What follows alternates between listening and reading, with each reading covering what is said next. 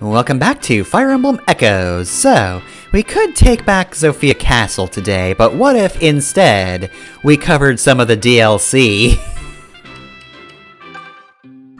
So, we've got a whole big list. Obviously I'm not doing all of this today, and I've done some of it already, and some of that probably shouldn't be here, but, you know, sometimes playing these things totally legit, creates dummy files. Anyway, here's the free stuff that you can get as long as you can connect to the internet, Mila's gifts. The first one is boots. Thanks, God. Thank you for giving me boots, God. Boots give you a +1 to movement to whoever you give them to. And they only leave one set of footprints in the sand. Mila's Bounty 2.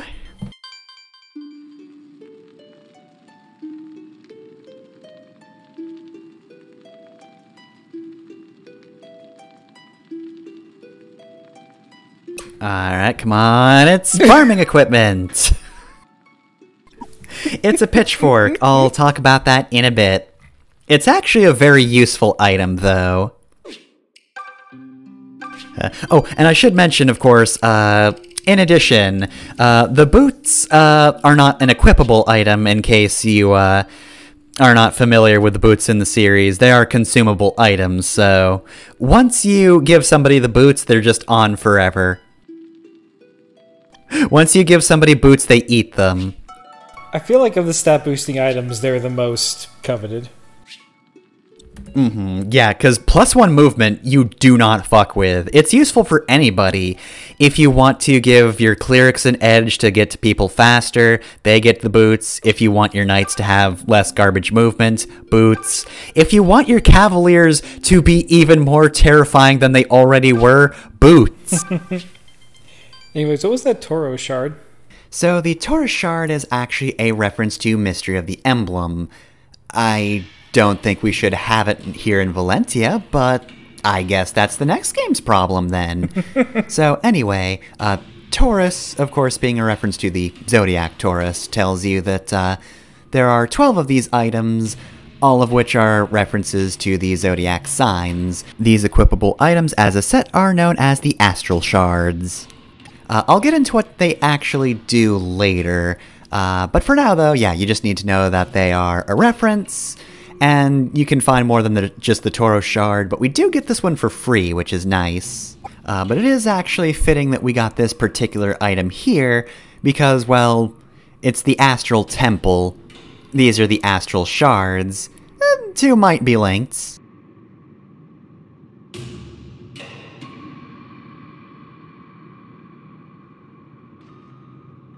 Anyway, though, this is the Astral Temple. This is the first 3 DLC episodes we'll be covering today. Initially, I was going to cover 3 of them across 2 episodes, but then I decided, no, I want to get to Zofia Castle next time. So instead, we're going to start with a dungeon. This feels like the fucking Shin Megami Tensei game right now. It kinda does. This looks like Soul Hackers. Yeah, I was gonna say this looks like SMT4, I think? I'm more familiar with Soul Hackers, weirdly enough. That was the SMT game on the 3DS I played a lot of.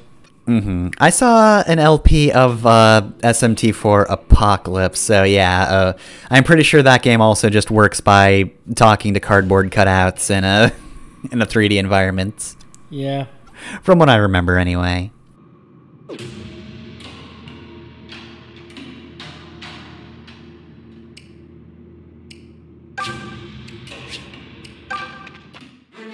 So yes, as always, you can reorder your party if you want, but I don't need to. I've got everything I need going in here. Though we are maxed out on units, going by the bottom screen. We've got all 10 we can bring in. Now this looks like Shin Megami Tensei 4. Because you're running around as a 3D model in a 3D space. In Soul Hackers, it'd all be first person. So, all of the DLC we're covering today is basically for different things. They're all repeatable, so you can get more items, you can grind if you want, but Astral Temple is for items.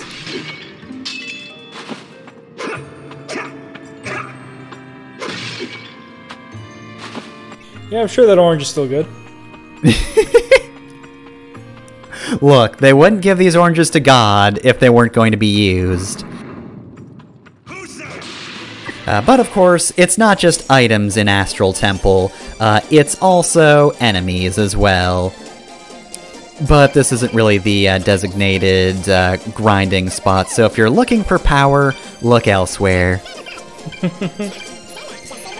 So I told you off recording I'm going to start my first, hopefully complete playthrough of Fire Emblem 7 soon.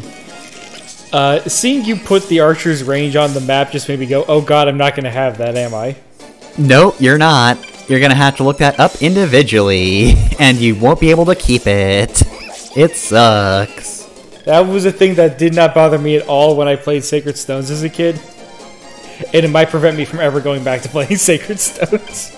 I can still play the older games relatively well, but yeah, there is often stuff I miss just because I can't keep enemy ranges at all times, and I forget things very easily.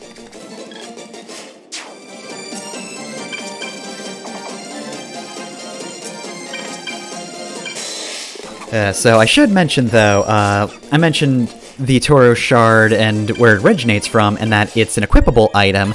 However, it's actually a very unique equipable item, and in fact, it does what it originally did in the Mystery of the Emblem games, not the remake. It actually changes your growth rates. The Toro Shard is a nice item that gives plus 5% growth rate across the board, except resistance where it gives 2%. But that's just really good, honestly.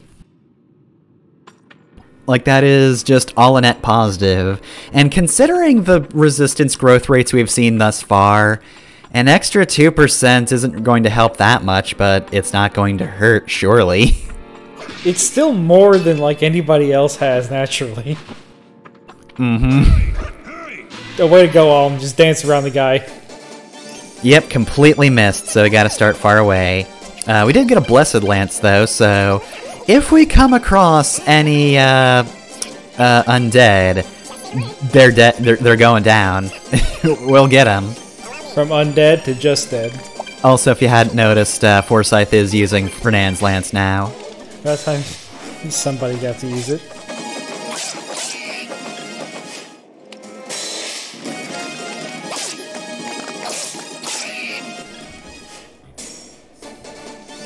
So anyway, there are a whole lot of things you can find in the Astral Temple item-wise. So let's just go down a list. You can find Iron Sword, Iron Lance, Splitting Axe, Iron Bow, Leather Shield, Iron Shield. Very rarely the Handmade Doll and Bear Carving, which are actually useful for quests down the line. We get a whole lot of food items, which can also be useful. Ale, soup, wine, garlic, drinking water, orange, carrot, bread, flour, and most importantly, holy cheese. You might want to pick up cheeses, they can help. But ever so rare are the various shards you can get. You can get Aquarius, Pisces, Aries, Taurus, Gemini, Cancer, Leo, Virgo, Libra, Scorpio, Sagittarius, and Capricorn. Just fucking all of them. You probably won't in one run, though. That will take a long time to grind out, admittedly.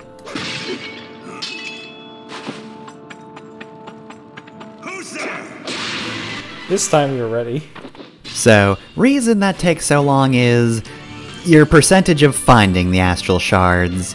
So you have a 0.73% chance to find them in small urns and a 1.58% chance to find them in medium urns. And that's the best you get for this DLC. Admittedly, the other item grinding DLC has better chances to find it, so that's good, I guess. Hey, there you are. Hello again, Silk. You sure are persistent. I would like to make a proposal. If you don't like gossip, why don't we talk about Sir Olm? He's something we can bond over, don't you think? Talking about Alm isn't fun unless Alm himself is there. Look, it's okay. Not everyone has to be friends, right? I just hate you. Fuck off. I would love a joke support in Fire Emblem that like only goes to C rank. And it's just two characters like, we really don't have anything in common, do we? Yeah, I guess not everybody has to be friends. And that's like 2 of the 3 sentences in the conversation. One of my favorites is, like, I have 2 favorites that are just kind of silly. One of which people think is an error in Fire Emblem Fates, and if it is an error, it's a good one that is actually better than anything they could have written, but it's between 2 of, like, the silent assassin characters, and their C-rank conversation is just ellipses. People think they accidentally left a placeholder in. I prefer to think of it as being done on purpose because it's so funny. And then the next conversation, they're just talking like old pals. I wouldn't have it any other way. I'm pretty sure they do talk in the C rank in the Japanese version, but no, they improved it. Okay. Saizo and Baruka absolutely would not speak, and then suddenly just talk about their old jobs like it was nothing. It's amazing. I was about to lambast Fire Emblem fans for not knowing what a joke is, but if it is actually like dialogue in Japanese, okay, maybe it is an error. But just because something wasn't done on purpose doesn't mean it isn't good. Yeah, no, that fucking rules. It's so good. Somehow that's some of the best writing in Fates. The best writing in Fates is when they don't write anything. My other favorite is in FE7. Dorcas and Veda have support conversations where each of them is told that they have to support each other in a fight, but individually they're like, I have no idea where the other person is, and I don't even know what they look like. Where the fuck are they? And their A-rank conversation, they meet each other and like, who the fuck are you? I don't know, who the fuck are you? Get out of my way. And that's the A-rank. They both hate each other, and they don't even know they've talked to one another. And then they get a scene in the epilogue. That is one that doesn't get a scene, I believe. Oh, I thought every A-rank had a different epilogue. No, some of them don't, unfortunately. If I remember correctly, one of my more favorite pairings is one that doesn't. Guy and Matthew, I don't think have an ending together, but yeah, it would have been great if they just had an epilogue that was just like, neither of these 2 people ever met or realized they saved each other on multiple occasions. That would have been amazing. I want, like their children get together, but the 2 of them still never meet. They just keep missing each other. The wedding ceremony was so big they never saw each other at the same time. That would have been amazing. Shall we make a habit of this? So anyway, anything else to mention about the Astral Temple? Well, there is one thing. I'm not going to bother mentioning all of the growth rates. I don't know if I'm going... You know, actually, I'm fairly positive I'm not going to find all of the various astral shards, because it's a very low growth rate, and you pretty much have to grind to find them all. Oh, and we've got that guy over there who is just alone. Surely this will be an easy fight. But yeah, I'm just gonna... I'm gonna put the chart up so you can just see what the growth rates are. Some of them are, you know, pretty good. Some of them actually do lower growth rates, so you want to be careful about who you give those to. I just love the visual of Alm sneaking up on what appears to be a nun and stabbing them in the back. This is a bishop, but the flowing robes, I thought nun first. I'm just going through the temple to get a glass of milk. Oh god! All fucking solid snaking on a goddamn nun.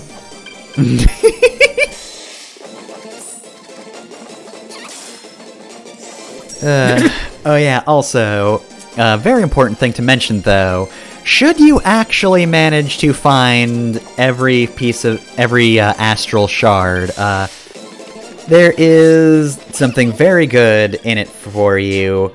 You get the Star Jacinth?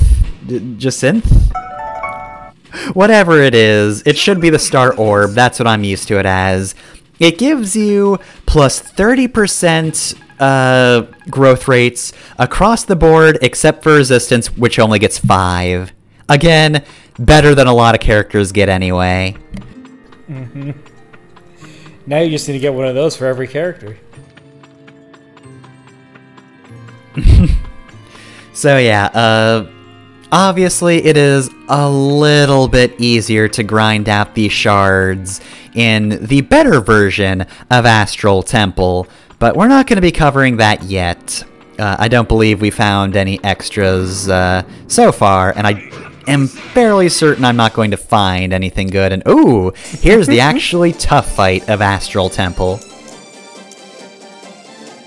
So yeah, initially this is just going to be an episode on its own, but thanks to the power of speeding everything up, I shouldn't need to. It's still a long episode, but we can get this covered faster. Flying. The arrow shouldn't carry that much force. Mm-hmm.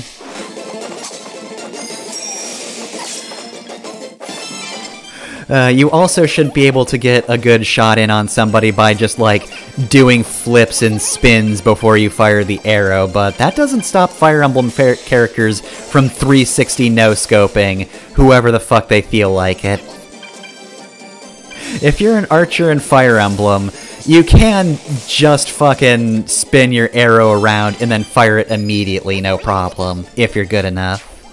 Critical animations have gotten better since the, like, you know, GameCube and especially the DS era of Fire Emblem games, but they're never going to recapture that magic that was on the GBA. Mm-hmm. I am the apologist for the later 3D ones, because I feel like it's unfair to knock them. I feel like they are very good in their own way, but I'm also not going to put down the GBA ones, obviously, because they're fucking amazing. I'm glad I'm not the type who is compelled to say, I like this thing, therefore I must dislike this other thing to prove this thing's good, because fucking GBA animations are phenomenal. Are you kidding me? They're amazing. Yeah. And I will never knock 3D models for being 3D models. Yeah, though, to be fair, you can do some pretty good, impressive stuff with 3D models as well. I think actually Fates gets the closest to kind of emulating the GBA games, because it goes for just really unrealistic movements, but it's amazing. Very exaggerated movements. They probably look goofy in a freeze frame, but they look great in motion.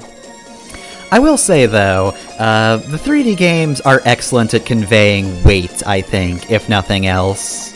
They're very weighty animations. I think Three Houses is best at weight, but I love how fluid the animations in general are in this game. I love how, like, any physical fight starts with the characters just running towards each other and just getting into it. Like, that's really good. I think I kind of prefer Fates because it's obviously doing, like, a lot of canned animations and all that, but, like, they're good canned animations. Like, some of those get across a lot of personality. Like, the merchant class is amazing because they start every fight freaking the fuck out. It is nice that Fates did at least one thing right. It did a few things right. But again, one of the best support conversations was ellipses, so, you know. Mm-hmm. I was going to say the 3D model versus 2D sprites thing. It's kind of a trade-off. Like, the animations are a little less goofy, a little less fun, but the in-battle, like, character models are a lot more distinct. Yes, definitely. Like, Clive here looks like Clive. In the GBA, he would look like every other Cavalier with blonde hair and blue armor. Yeah. So, everything has advantages and disadvantages, of course. But, yeah. Unless they get really JoJo with the critical hit animations, they're probably not going to reach GBA level anytime soon. Mm-hmm.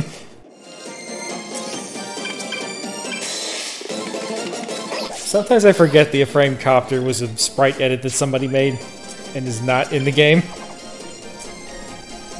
Ephraim, in fact, does not fly into the air with his lance before falling down to murder his opponent with a critical hit. He also doesn't just pull out a gun either, unfortunately. That's the best one. It's so good. Frame gun is amazing. Another feather in our caps. Also, while we're on the subject of critical hit animations, I've already said DS animations are kind of the worst. They're so boring. It's just a flash, isn't it? They move a little bit differently, but yeah, it's not an interesting move. Hey, I actually got the Capricorn shard. I did not think I got any other ones. Score. That's a fucking, what is it? 1.58% chance is what I wrote. Thank you, Internet. Thanks for the notes, Internet, because I don't know how to delve into games myself. I can't find these percentages. You're gonna say something about Awakening? Yeah, Awakening's animations also kind of sucked, but they brought in the critical cut-ins, which, you know what? That's an advancement that's good enough that I can forgive the animations being a little boring. Alright, this became a meme outside of Fire Emblem, so everybody knows we're gonna say it. So on 3, we're gonna say it together. 1, 2, 3, pick a god and pray. Okay, that one. Yeah, the critical quotes are also a good addition. We just did that though. All right, well, we already delved in and found a bunch of items, so we got to keep what we found. So there we go. That's it. I didn't even comment on the absurdity of a priest asking you to just murder everybody in a church. They're stealing stuff. They deserve it. Alright, so that is normally where the episode would end, but we're gonna play the other DLC. So, Item Grind DLC is done. Apparently that counted as 2 turns. Sure. Yeah, okay. So let's move on to Wretches and Riches. And here we have the very rare male Anna. Ah, you there. I don't yes, think... Anthony. Yeah, I was gonna say, I don't believe this man ever gets a name, but he is a merchant and he has red hair, and apparently he has a whole lot of brothers who more than likely look exactly like him. And while my brothers are gallivanting about, I'm stuck here by my lonesome. Do I look like a brigand slayer to you? You could be. Help a fellow out and liberate my So, treasure. I'll make it worth do your you while. think this is like, if you're born a boy in the Anna family, this is what happens, or is this just a transa? Right then. It's my cue to run away very, very quickly. I mean, it could be both. If you're male at birth, you look like that. If you transition, you will also just flip between this peddler and Anna. No matter what direction you go in, it'll just happen because Anna works like that. That's a fucking warlock curse that would, like, just blow people's minds. Anna works in mysterious ways, you see.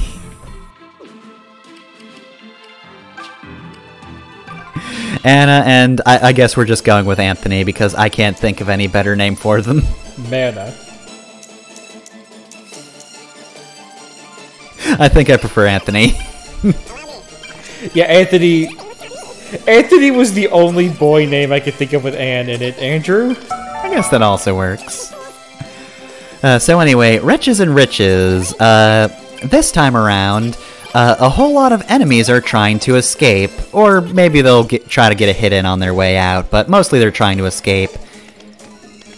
They are also holding items, but mostly we're after these guys for the gold they carry.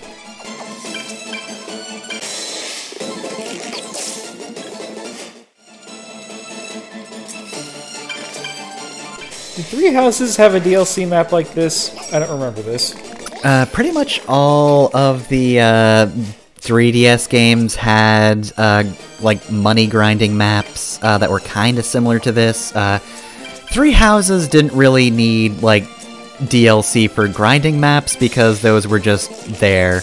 It was just the normal maps, but you can play them between chapters to get specific rewards.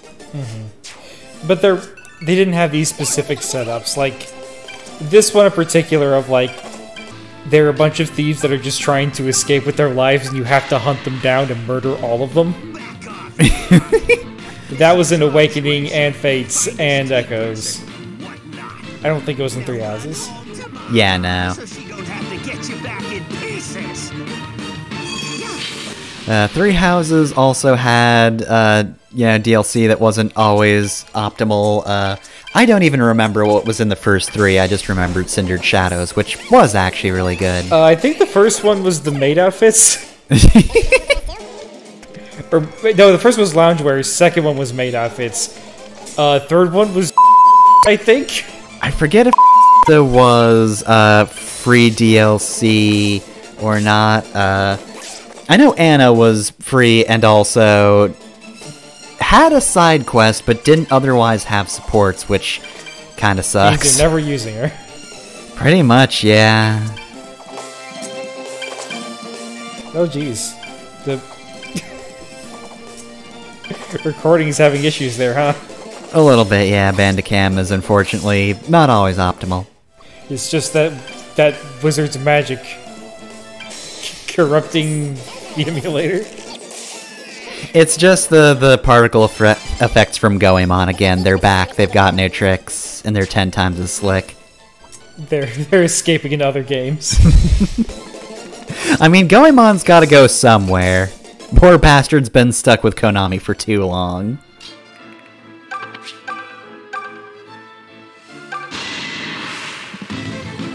But yeah, I don't remember most of the setups for Awakening's grind chapters, except for the roster one, where a bunch of the Entombed had stolen the roster, and everybody's like, I don't care about what's listed in the roster.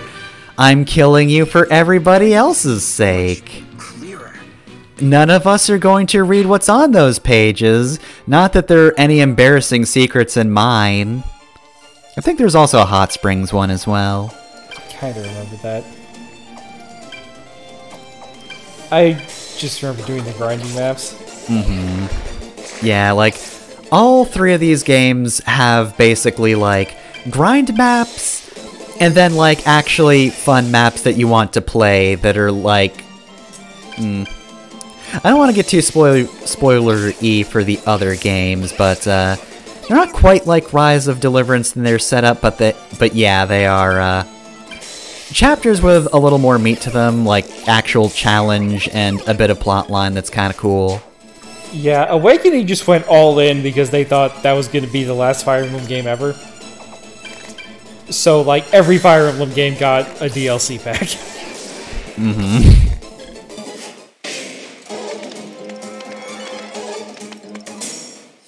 I guess the one nice thing about the grind maps here is that these enemies are like actively running away, so if you accidentally get yourself in over your head and you start getting a character who's very close to death, you can just back off and you'll be fine.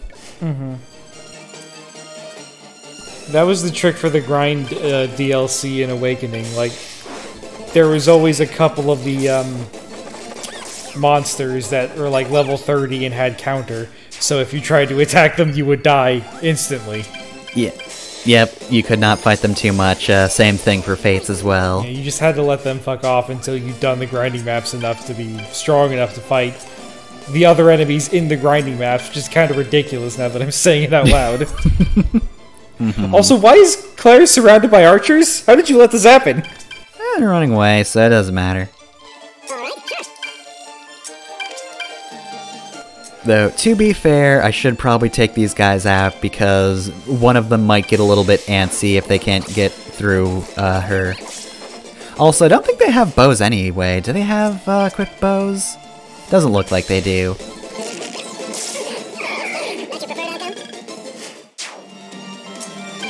Oh, I should also mention, Tobin got Heavy Draw back there, which is basically just a very powerful hit. It's +8 might, +10 hit, and has very good range. It's got up to 3 range. But of course, like a lot of skills, it's also just a single hit. Can't double.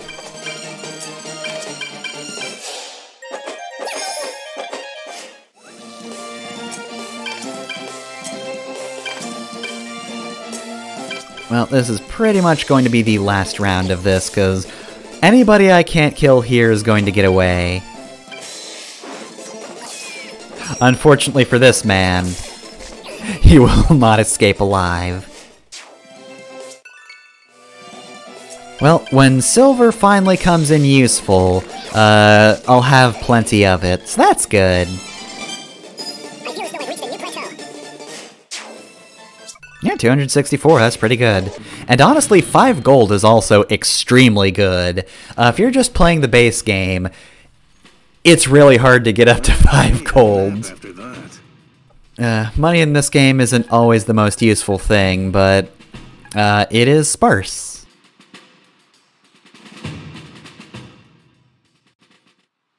Wow! You actually did it! I was sure I'd find your head separated from Thanks, Andrew. I mean, my heroes. I was just gonna pilfer your Make bodies. this worth your while? Yes. Oh, I said I'd make this worth your while? Well, I don't have any money to pay you with. So let's just say you can keep Perhaps you'd like something else? after all. All the money I was going to pay you with got stolen. Others are gone. I'm a sitting duck here. So you're welcome to drop in every now and again to check on me. Please. Alright, so there we go, that's Wretches and Riches, and now for the experience grind. Band of Bandages. With possibly my favorite introductory NPC.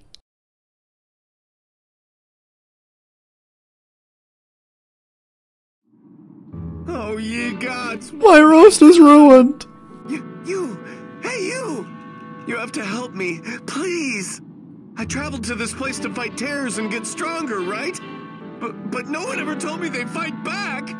That is just so unacceptable! Things are fighting for their lives and I don't like it!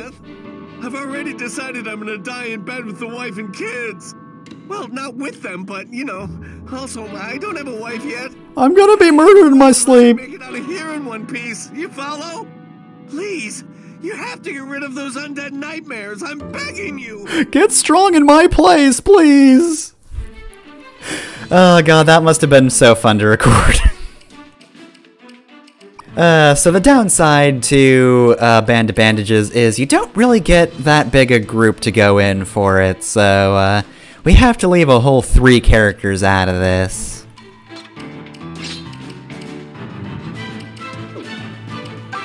So let's see, this guy right here, that's one of our super tough enemies, the weird guys who look like they have less detail on them. There's guys who look like they're just trying to be, like, a human version of Drowsy, I guess? Kinda got yellow on top, mud on the bottom, that sort of thing. Anyway, though, since we're just doing the experience grind map now, it more or less works the same way. Fight if you want, don't if you're dying. I should mention the pitchfork we got at the beginning. So, the pitchfork is a very rare item if you're playing the base game. I don't know if you probably get some at some point, but it's kind of hard to get without the DLC. Mila's Blessing helps a lot, but anyway, it is a special item that actually reclasses your character into a villager, which is potentially pretty good. It lets you kind of reset whatever class line you're going into, and actually lets you reclass certain characters outside of what they'd normally be. Obviously, it's not super useful for characters who are, well, it's not unique for characters who started as villagers like Gray and Tobin, but like, it can get you some potentially interesting class lines, and it's also the reason that every character except for Alm has a magic chart because you can reclass anybody into a mage except Alm. Doesn't it also let you keep like your stat growths or a percentage of your stat growths? I believe so, yes. At the very least, it doesn't like level you down or like debuff you or anything, so it does allow you to get more powerful overall. It's kind of a way to just go over limit if you want. It's weird because like the stat caps in this game are not very high because they're working with older game design, I think. Mm-hmm. So you could hit a lot of those stat caps even without the pitchfork. So I don't know why you would need to like have a way to make sure you hit them.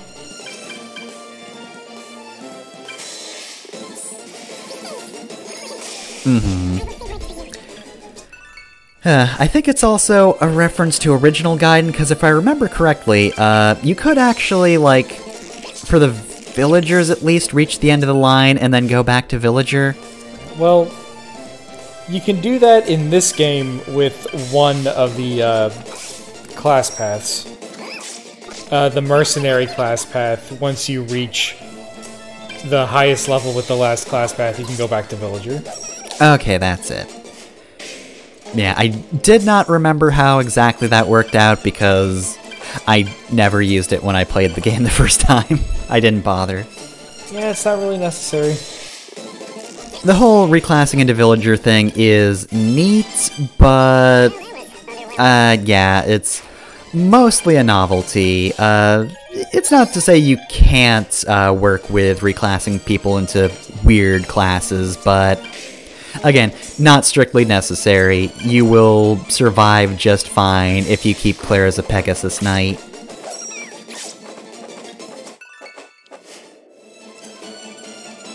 I never liked reclassing in general. It always just felt kind of weird. I liked it in the other 3DS games where you could get unique skills, but that's not really a thing here. But I always would, like, try to end with the classes they started with. Oh, absolutely, yeah. Because that's their thing. You gotta end the game while they're doing their thing. Yeah.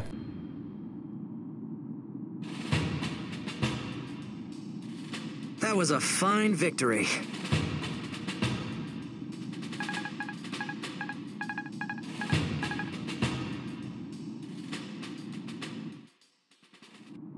Oh, thank you! I knew you'd succeed where I failed so pathetically. I'm not a rich man, or even middle class, but I do have information. But not muscles, because I fucked that There's up. another place like this with even stronger terrors. If you do battle there, I wager you'd get outrageously strong in no time. Anyway, I'm done with terrors that think they have a right to attack me. So I'm going to that other temple. I'm gonna go to the temple with the stronger terrors, and I expect much better results this time. Alright, and that's the DLC for now. Next time, we'll actually take back Sophia Castle. Or die trying. Hopefully we don't die.